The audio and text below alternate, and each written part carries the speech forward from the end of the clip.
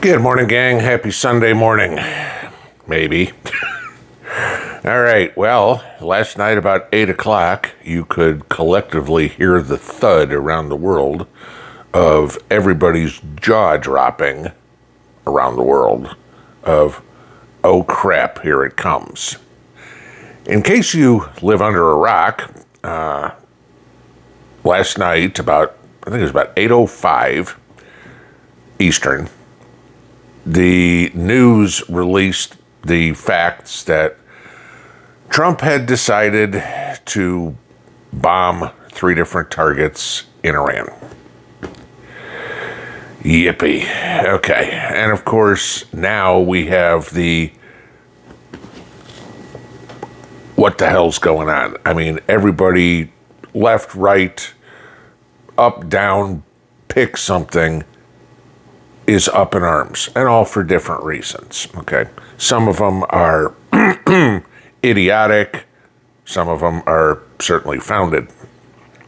Of course, you had Congress, certain members of Congress coming out and screaming, this is unconstitutional. He can't do this without a declaration of war.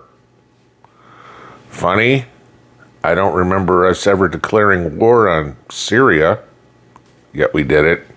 I don't remember us ever declaring war on Grenada, but we went in there with military, live ammunition, and many other things. I mean, just to give you an idea, we never declared war in Vietnam, guys, or Korea, or Iraq, or Afghanistan, or anything since World War II.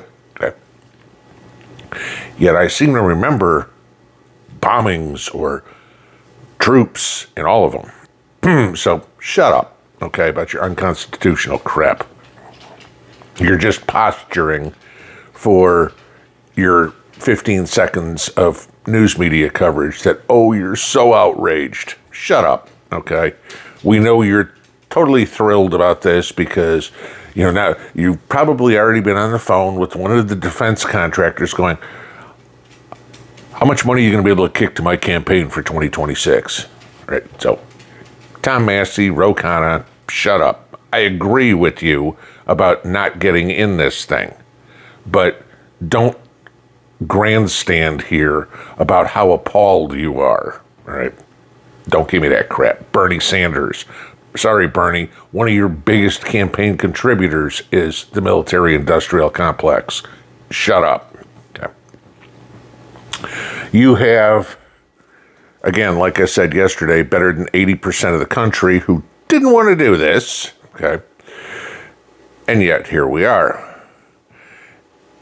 It's funny that, well, the other thing, you've got the United Nations, you've got the EU scrambling right now, some saying, yeah, it's a good thing he did it. Others saying, oh, crap, I can't believe he did it, right? Okay, I get it, right? People have different opinions, and Trump is going to be Trump. He's going to do what he thinks is right. Agree with them or disagree with them. While I'm 100% in agreement that Iran does not need to have nuclear weapons, I've still yet to see any proof that they had them. Not that I'm privy to any of that information, all right? They know a hell of a lot more than I do. But even the people in Washington can't get their story straight on whether or not Iran had or was close to being able to make a nuclear weapon. We've heard of they aren't doing it at all. They're within hours of it. They're within weeks of it. They're within days of it. Pick something. Okay, and stick with it. The Democrats are real good about everybody has the same words to use, the same talking point day in, day out, day in. The word of the day for the media, for the politicians is, and the Democrats can stick to that line, right? The Republicans are like, eventually. No, sorry, that doesn't fly, okay? You know, if they're within weeks, they're within weeks, and everybody needs to stick to it. Don't start exaggerating or whatever. So now it's happened. And Mrs. P was reading an article yesterday. You know, I love all the media analysts, okay? I'm not going to pretend to even know what's on their mind. I'm not anywhere near a circle that might know. But some punk-ass journalist who has no experience in government, no experience in the military, all of a sudden they've got all the answers. You know, you're 36 years old. You know, you run around with your kafaya. You've changed your protest from, I don't know, what was it, Palestine the 1 week to Mexico the next week to Iran this week. You know, you're whatever Trump's doing, you're against. Okay, you have no credibility. And it was pretty clear in an article she read yesterday. The thing was, Iran has two paths now. They either attack Israel or they attack the United States bases or whatever. And I'm like, man, you're a dumbass. Yeah, sure, those are two paths. There are many others that they could take, okay? They could come to the bargaining table and work out peace. Though overnight we've already seen that probably not going to happen, okay? They could involve other countries, other Arabic nations who aren't exactly friendly with Israel. The big worry one out there is Turkey. Turkey's got nobody talks about this one, but Turkey's got a lot going on in this one. Because Turkey's no friend of Iran. Turkey's no friend of Israel. But depending on what happens, somebody's knocking on Turkey's doorstep, and Erdogan goes, are we next? Right? Okay. So, what does Turkey do? Turkey's going to defend Turkey, but Turkey doesn't want Iran to fall, but they don't want to help Israel. But if they help Iran, that's going to be a problem because they're a member of NATO, which the United States is a member of NATO, and is helping Israel. But Israel's not a member of NATO. You see what I'm getting? This is how convoluted this gets, right? And then, of course, there's one of the most likely turns of events is that the biggest state sponsor of terrorism in the world decides to sponsor terrorism. What are the chances? Okay. There's no question whatsoever that Iran is outgunned by Israel. We've already seen that, okay? And it's a joke to think that on a military scale that Iran could even come within shouting distance of the United States when it comes to military equipment, military personnel, et cetera, et cetera, et cetera. So what's Iran going to do? Well, they proved overnight that this is not deterring them. They're not, oh shit, it's over. Because after this attack by the United States happened on Iran, Iran decided to continue bombing Israel and hit 3 different cities. A lot of property damage, fortunately, from what the news is reporting, no casualties. Okay, injuries, but no casualties. Okay. So they're not going quietly into that good night. But what's next? See, here's the deal. Well, it may sound all hunky-dory and great for Trump or some of these politicians or whatever to go, yeah, I'm all for it. Good job, Trump. I'm glad you did this. I'm glad the Air Force got in there and blew the crap out of it. Again, I'm all for making sure Iran doesn't have nukes. Make sure you hear that part, because I know there's always people that bitch about it. You didn't say, yeah, I did. That's not twice. Okay.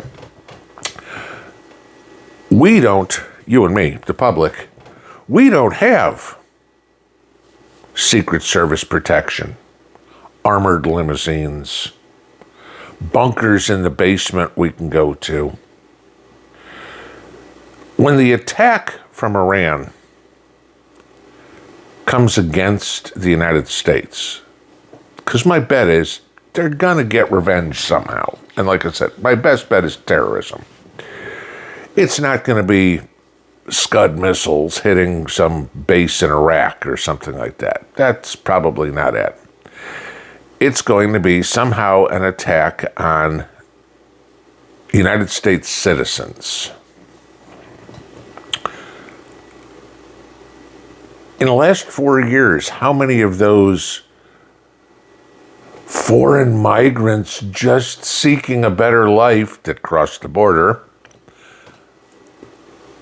are at least sympathetic to the Iranians, okay, to the Ayatollah? How difficult is it for, I don't know, somebody to get on an airplane, somebody to buy a bunch of fertilizer and rent a U-Haul truck, or many, many, many, many, many other ways that you and I probably haven't even imagined.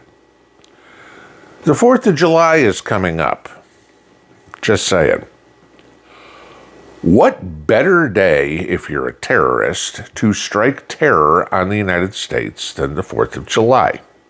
When crowds are all gathered, when there's a lot of people in certain places. Last night as I was sitting here watching this, and it's funny because I said to Mrs. P, I noticed that, like I said, 5 after 8, I was sitting here in my chair reading the news, and all of a sudden, poof, it came up. And I said, my email's about to blow up. And I kid you not, within 10 minutes, I had over 20 emails from you guys. So I'm glad you guys are paying attention. But I'm like, what's going to happen? I'm very glad at that point, as I was reading all this, that I do what I do. You should be very glad that you do what you do. I did the video yesterday on the ex-CIA hacker who said that 30 days we're going to see an Iranian hack on our grid. I think the odds of that just went up. Okay. It's not like China's not going to say, we can help, or Russia is going to say, we can help, or any of the other Arabic countries that aren't friendly, I mean, Yemen, okay, we can help. This is what we have to watch for, is